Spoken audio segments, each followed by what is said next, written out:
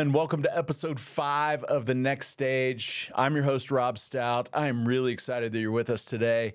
You know, The Next Stage is designed to be a resource that is 100% dedicated to you, to your personal development, to be with you on the climb of life, and as we say around here, to help you summit life's climb. It's brought to you by Sherpa 5280, and a Sherpa is somebody who climbs with a mountain climber and is on the path with them, resourcing them, maybe been there before, maybe a little farther ahead in their journey, there to help the climber get to the top. And they are not the hero of the story. In fact, the climber is. They're probably the one who's snapping pictures at the top with them by the flag, and that's what I want to do in this podcast, is to simply be with you on a journey to help resource you so that you've got the ability to take what we do here and plug it into other essential parts of your life, your work life, your professional world. And I got to tell you, as I'm growing in this stuff, this is showing itself all over my professional life. At home, it shows itself in cultivating my inner world and working on those things, and then how I'm present with people around me. It shows itself in my neighborhood, as I'm with neighbors, as I'm talking to people, even at the coffee shop, just how I interact with people. I believe, my personal belief is that as you plug into your personal growth and find a resource that's dedicated to you, it's 100% for you, that it will show itself in all aspects of your life. So I welcome you today to the opportunity we have to talk to you and join this episode about what we're going to focus on today. And we've been in a very short, kind of a little series as we've launched this podcast. It's all about the foundational pieces of your life, the really 4 pillars of your life. That you can anchor your life on, that you can share aspects of it with your kids, with your sons, with your daughters. You can say, hey, this is how you anchor your life, and figure out how to put that into language for them. And we've talked about 3 P's so far: your passion, your power, your purpose. And today we're hitting the last one of those, and that is your perspective. Your perspective. It's really how you view the world. It's how you have an opportunity to almost distance yourself and view the world, your worldview, if you want to talk about it that way. It's your perspective on life. And I want to talk to you today about this aspect of your perspective and how to grow that, how to be a person of perspective. So thinking about perspective, I want you to think about lenses that you view life through. For example, going to the eye doctor. Dr. Kennedy, the eye guy, is my guy. I don't know who your guy is, or even if you have a guy, but that's my guy, Dr. Kennedy. He's the eye guy. And I started going to him several years ago because, normal folks, we have vision issues, different points in our life. And mine wasn't incredibly bad. It was just, hey, things are blurry. I can't really read great. I've got a little distance issue at my computer, and then, scoreboards at the games and stuff. I can't really see what's going on. So he put that thing, that big machine on my eyes with all the, A, B, all the, just goes back and forth. It's better A, B. And by the time you get done with it, it's like, smelling perfume or coffee or tasting wine or something like that. Eventually it all tastes the same. You wine people will have an issue with that and be like, no, it doesn't. Bourbon people for sure be, oh, no, I know. You can taste for hours, but whatever. You get the point. They all look the same at one point. But he dialed me in and he goes, yeah, Rob, you're going to need these progressive lenses. And I'm like, you got to be kidding me. Like, that's what my father-in-law wears, and they put the little lines in there. But no. He dialed me into some progressives that, make me look a little better than normal, maybe a little smarter for sure. But, they've got the down here, I can see on the lower part of my eye, I can read really good. I can see mid-distance at my computer, and then I can see farther away. So, they're good. They give me perspective. They give me clear vision. They help. The question I want to pose to you in this episode is this: how is your perspective on your life? Do you have accurate perception of your life? Or are you like me when I walk in to see Dr. Kennedy, the eye guy? Are you more like, man, things are blurry? Or maybe you're like me when I have both my contact lenses and my glasses at the same time. Things are just really messed up. Or maybe your life right now, you're like, man, it's more like going into one of those fun houses at the county fair. And, I'm walking in front of a mirror and I look super skinny and, I'm 200 pounds. Or I walk over to the other one, I look like I'm, 2 feet tall and really I'm 6 foot. Maybe that's the way your life is right now. And you're asking the question, how do I gain perspective? How do I grow in this area of perspective in my life? Well, welcome. That's what we're going to dive into today in really practical ways. And just like we've talked about as we've approached these other issues of passion, power, and purpose, this issue of perspective, I believe, and this is just my worldview, comes out of my worldview, which I've been working on since I was probably in college, just really developing that. And I didn't even know it, but I was working on it way before that. But it comes out of a view of, these things that we're talking about, they're universal. They're inside of every man, every woman. They're inside of every boy, every girl. I believe they display themselves differently on the gender side of things, but they're fundamental. They're universal. And as we talk about in this episode about talking about perspective, I had a friend one time, and he was huge, strong in this area. This was an aspect of his life that was like this. There were 4 tires on the truck of his life. This was the huge inflated one, and he was really huge in this area. And I called it, what he did with decision making, I called it running the matrix. We'd be talking about an issue, and he'd sit back, and I go, "What are you doing?" He'd go, "Oh, I'm just thinking through this. That's the one we want." And I'm like, as I got to know him, I realized that he had the ability to view almost objectively any situation in life, kind of run the matrix on those decisions, and then arrive at the conclusion. I'd be like, "Well, give me a day." And I'd walk through it and I'd connect it with data I had and my experiences and my intuition. And we'd arrive at very close to the same conclusion. But some of us are stronger in this area. Some of us really need sharpened because we're so big in the passion side or the power side. We really don't live with much perspective. And so that's why we're jumping into it today. And it comes out of, just like the other pieces that we've talked about in previous episodes, it comes out of a piece of our lives that really comes out of the mind.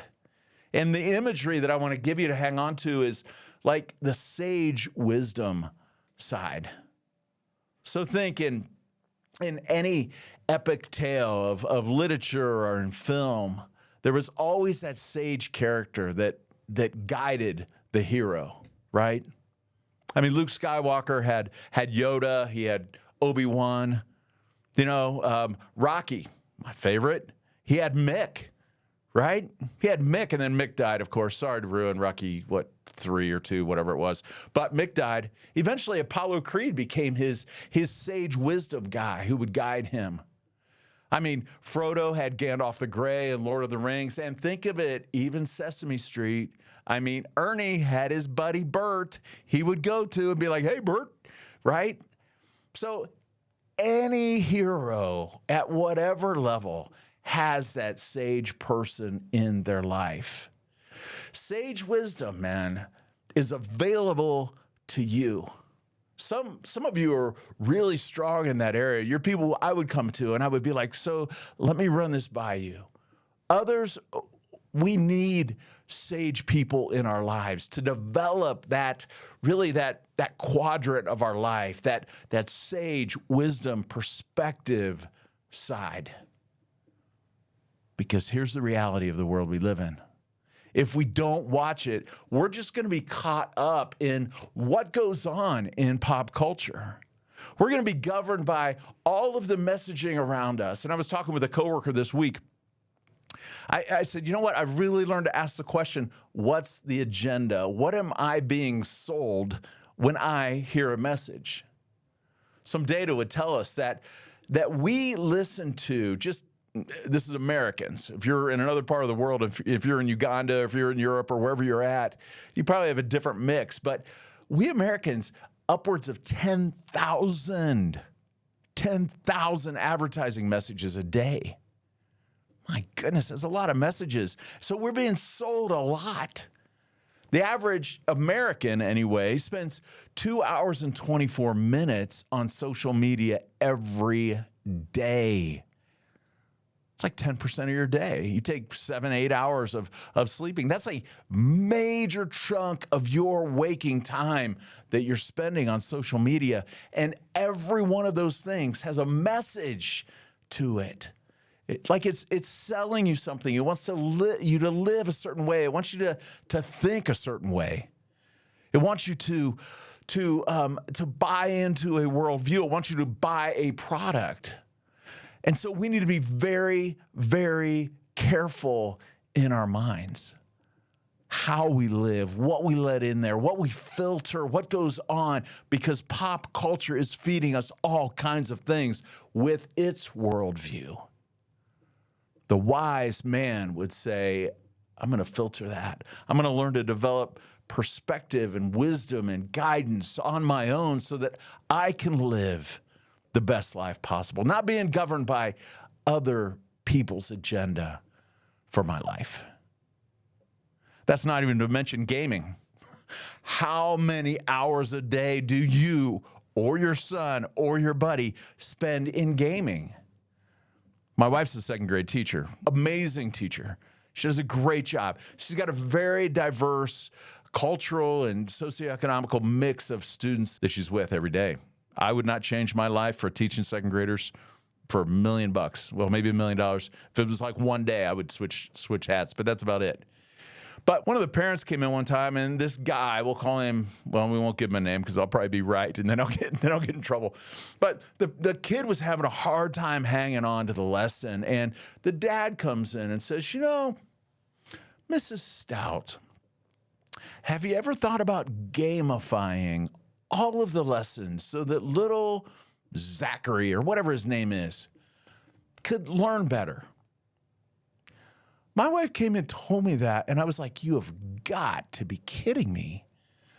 Like, this dude wants you to gamify everything you're doing. She goes, yeah. Meanwhile, I've got kids climbing the walls. I've got kids who are speaking their second or third language in my class. This guy wants me to gamify everything for little Zachary so he can get it. My question to her was, how much time is this dude spending gaming at home? My goodness, the amount of media, screen time, all of that we are growing our culture on is just absolutely astounding. And my perspective, again, the next world war may be fought on gaming. I get it.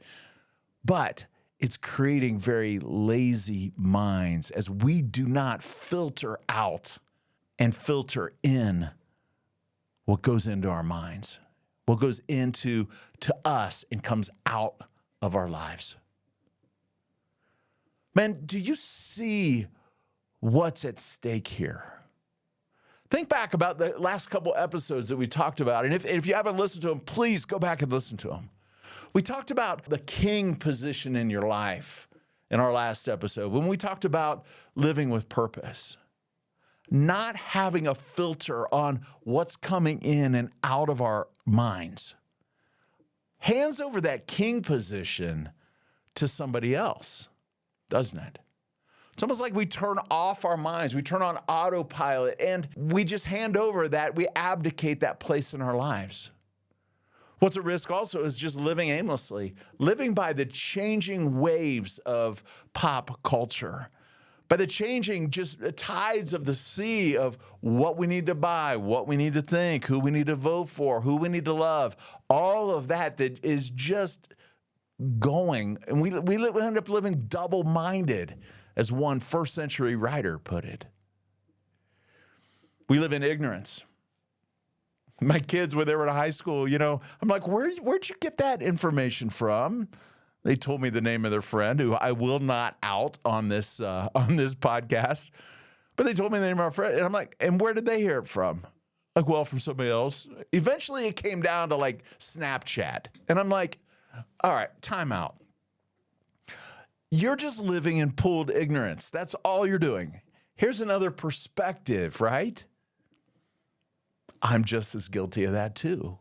If all I'm doing is feeding my mind with pop culture news or stuff from LinkedIn or whatever, right? The point is that we have the ability to live with sharp vision, like going to Dr. Kennedy, the eye guy, and going, oh, there it is. There it is. We have the ability to live with sharp vision if we learn to apply those filters. And man, I got to tell you, I love the opportunity to do a podcast just to share with the world, with the globe, whoever will listen, about things I've learned and am still in the process of learning. You know, like the old Charlie Brown cartoon says, when you're through learning, you're through. Yeah, it's a lifetime growth and deepening. And I love that. I love digging in that for myself, recognizing, just like you do, places where I'm wrong and correcting that and moving forward. So I get it. I'm with you in this journey. So how do you develop perspective? How do you do that? Practically, not in some philosophical, like, let's think about this, or, you know, let's develop this, what I call mission to Mars, some crazy multi-step, 4,000 points of, you know, data, all that kind of stuff. Simple ways that you can take for your life today as you're driving, as you're in that cubicle, as you're on the road, as you're running, as you're on that elliptical, wherever you're at, listening to this podcast. How can you do that? I want to give you 3 simple ways to develop perspective for your life.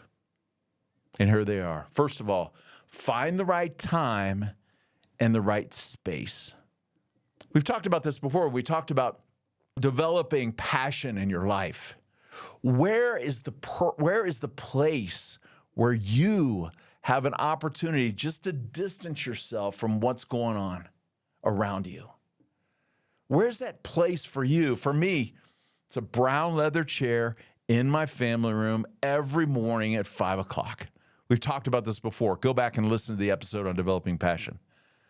But it's that place. And this week, as I was traveling on business, it was in a hotel room with the pillows stacked against the bed, no media, no noise, no email, no texting, no anything, just sitting in a quiet place saying, okay, right now, I start my day. When is that time? For you, it may be in the morning, just like me. If I get moving with my day, things go off the rails super quick. Maybe it's midday for you. Maybe it's at night for you. I love my friend who is just wired differently from me. He's like, I love watching the world wake up. He loves sitting in a tree stand, ready to smoke a deer as it walks by, or in a duck blind. He's like, I love that, and that's a very soulish place for me. For me, I love the time, because it makes me a better man as I develop my space and my time. Otherwise, my world runs away from me. Maybe for you, it's a walk in the woods. Maybe it's you, it's sitting in an art museum looking at art, or sitting in a beautiful garden. Maybe for you, it's walking by a river. Maybe for you, it's sitting in quiet. Maybe for you, it's playing an instrument. Maybe for you, it's talking with somebody. I was in California about a year ago, and I found this place. It was by the ocean, listening to the waves just crash on the rocks. It allowed me to get perspective and also some distance from the family members who are with us in California, by the way. But it just allowed me to find that space. Where is that space for you? not only space and time to develop perspective, but the right people. Thinking back through my life, there have been older men who have been down the road 5, 10, 15, 20 years from me, who I've leaned into. I don't know where I got this, but it started with probably an older guy who pursued after me. I don't want that to sound creepy or land weird, but this was a guy who just took interest in me and wanted to mentor and develop me. His name was Mike. And Mike would just say, hey, we're going to meet at McDonald's. I'm going to be there. He'd sit there with his cup of coffee. I was in high school. Just started asking questions about my life and about what was going on. I think about, as I was in college, Don and Todd and Tom and Jim. Later on, Jeff and Randy. My first manager in my first sales job, a guy named Al. We came from very different backgrounds. But this guy became a person. He was my person who just taught me some skills in business, taught me how to get out there and go.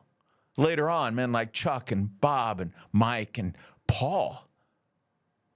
Most recently, a man named Dallas, who I talk about a lot. He's an 80, 81, 82-year-old man. He's just my guy. Going to him, and he's the right person in my life. You know what's cool about that? Recently, a young guy in his 20s named Matt came to me, and he's like, I want to hang out. I'm like, really? You do? He goes, yep, I do. I go, all right, here's what we do. I gave him a time. I gave him a place. I said, be there. He called me. It's like, hey, I can't make it. I go, oh, yeah, you can. He goes, no, really, I can't. I go, no, get your butt in the car. You said you wanted to get together. You wanted something from me. Let's go for it. My relationship with Matt has become really, really cool. He's a younger guy. I mean, I need like a dictionary to decode some of his text messages because I'm like, what is he talking about? I hand it to my daughter. He goes, oh, yeah, he says he agrees with you 100%. I was like, okay, fantastic. So as you get older guys, you may need like a decoder ring to decode some of the verbiage of the day. That's okay. It'll change in 5 minutes anyway. They'll think they're so cool. All of a sudden they turn 30. They have no idea what high schoolers are talking about. It'll happen to Matt as well. As cool as he is, by the way.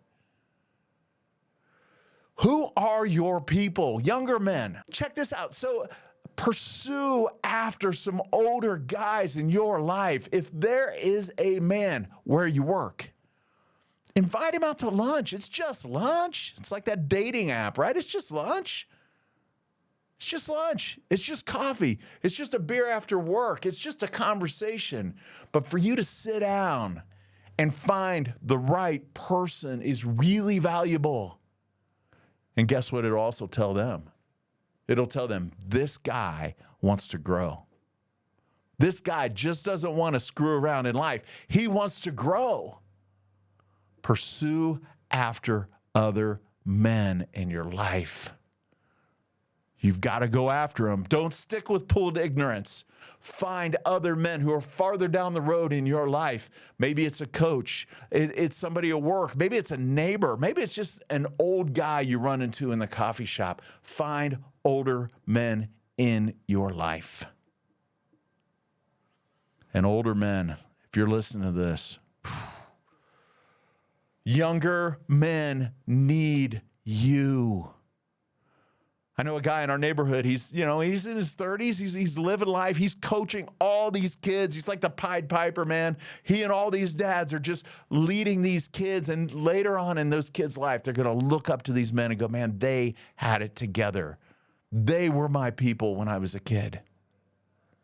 I talked to so many men who are retired, and they're just talking about, you know what, I've earned the right just to golf all the time. And okay, if you've earned the right financially not to work, that's great. And older men, can I just share my heart with you? As a guy who's had other guys build into him, there is so much value in you in your later years in life. And I'm not talking about, well, maybe you are 80, maybe you are 90 listening to this. Okay. But I want to talk to men who have worked hard enough in life, who are retired. I've talked to so many retired men who, what they say, I'm like, what are you going to do? Well, I'm just going to play. I'm going to golf as much as possible. Okay, great. If you've earned the right, earned the financial, comfort, the financial ability to be able to not have an employment, congratulations. I'm not jealous. I'm proud. Way to go. But what you have not earned the right to do is to just live for yourself and be self-absorbed and listen to the grumpy old men news feed and just kind of spread that bad negative news with all your buddies that you bowl with or go to the coffee shop with. Younger men need you, and you have so much to lend. You, like me, when you're talking to a man almost, 30 years younger than you, you might need to do some work to decode their world a little bit, to understand and maybe just go, okay, so tell me about that. Share that perspective with me. And there's things to learn from that. But younger men need you. You've heard me talk about my friend Dallas. Dallas retired. He was a manager at IBM. He and his wife were both managers. They both retired. I imagine they had a very comfortable retirement living. You know what he did? He took it upon himself to say, I want to be a mentor to men who I see coming up in life. And he shared experiences about work and about family and about going through a divorce and about all kinds of stuff. He was the guy who wanted to meet with me when I was struggling so deeply in life. And I am eternally grateful to a man who didn't just say, I'm just here for the rest of my life to have fun. He had plenty of fun, make no doubt about it. But he was the right person. Younger men, go find the right person. Older men, be the right person. So we've talked about it. We've talked about finding the right time and space to develop perspective, find the right person to help you develop perspective, because other people who are further down the road, they help you in that area. And finally, find the right source, the right time and place, the right person. Finally, the right source. Find the right source. Find more than just what is currently going on in the world. Find more than just pop culture, the news, all of that stuff. What are the great books that you've read that have just shocked your worldview? What are the outlets for communication that you feed on that you're like, you know what, I've got to have more of that? What are the ancient truths that you lean into that you're like, wow, there's no wonder that's lasted for 4,000 or 2,000 years? What are the places that you go to, the sources that are bigger than just what's going on in today's world? For me, and I talk about it very openly, the words of the scriptures. And you might say, listen, I'm not a religious guy. Well, guess what? Me neither. Because the reality is, when I heard the word religion, I think of just obligation. I think of dead, worthless ritual. I think of just kind of giving away control of myself and just kind of buying in, turning off my mind and letting somebody else run my mind.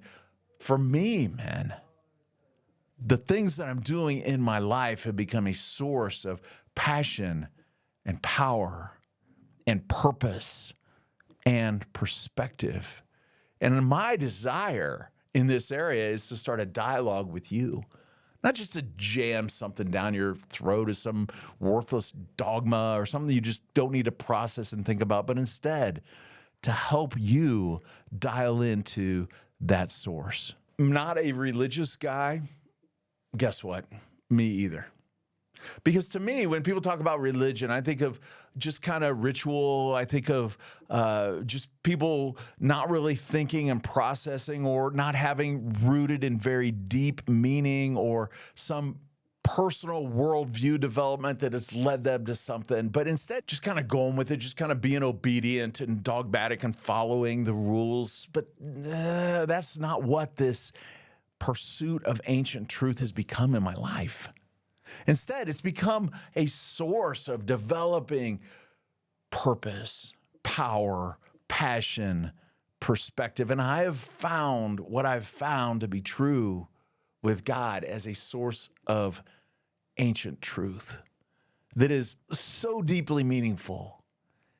And I'd love for you to talk about it with you. I'd love to jump on a conversation or maybe coach you through that. Not just finding the right time and place, or the right person, but finding the right source.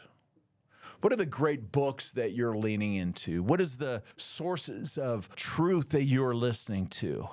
What is the ancient, anchored in time and timeless truth that you're anchoring your life on? You might say, well, I'm not a religious guy. Me either. When I think about religion, I think about just obligation, living in fear a lot of times. I think about ritual and not really having it anchored in anything personal. That's what I think about when I think about religion. But what I think about when I think about pursuing truth that is anchored in driving passion, power, purpose, and perspective, that's something I've found and I can build my life on. And I hear so many people talk about, well, the universe will guide me. Okay, so the universe is space and time and matter. All I've done with this is attached personhood to that. And pursuing a God who exists, who is out there, who's much more personal than just time and space and matter, but is personal and wants to connect personally with us. That's my worldview. I would love to talk about that with you one-on-one, perhaps share some experience with you, listen to your story around that. But I want to ask you this question. How is your source working for you? That Dr. Phil question, how's that working for you? How is your source of wisdom and perspective working in your life? Man, as we kind of just put a bow on this whole little series we have of passion, power, purpose, perspective, I want to encourage you to pursue a life of deepening perspective by pursuing the right time and space to develop that. Pursue the right people to process that with, and pursue the right source to dive into. Could you imagine a world? Imagine a world where men were anchoring their lives on these four things: passion, power, purpose, perspective. Imagine a world where men were developed and grown on that. Imagine how just pure, I guess, the world would be. They'd have the ability to process and think through things. They would live out of their souls. They would establish goodness around them. They would establish places where others thrive. Men, how awesome would that be? How about if you became a man like that and just followed with us the rest of the way on this journey in the next stage? The gold nugget I would like to leave you with today is this. First one is out of an ancient proverb, and it has to do with perspective. This is how much better to get wisdom than gold, to get insight rather than silver. This writer compares wisdom to financial gain. He says, how much better to be wise than to have gold? Gold's worth a lot. How much better to have good insight than silver? He stacks all that up and he says, you know what? Wisdom is worth pursuing. The second gold nugget, I'd love for you to think about it. We might come back to this one in the future. It's a quote by a Greek philosopher named Heraclitus. It's about 500 BC. It says, no man steps in the same river twice because it's not the same river and he's not the same man. No man steps in the same river twice because it's not the same river. It runs by, and he's not the same man. He's growing, he's developing, he's maturing. May you be men who value wisdom, who pursue that in your life, who grow in perspective, and may you be a man who doesn't step in the same river twice because you're growing, you're pursuing wisdom, you're growing in this area of perspective in your life. Thanks so much for joining us. So glad you've been part of this episode. The challenge I want to leave you with is, who is your person? Where is your time and your space? And what is your source? Men, pursue that. Ask those questions. Go answer those. And then email me, thenextstage@sherpa5280.com. Let me know that insight that you've gained. Would love to hear from you.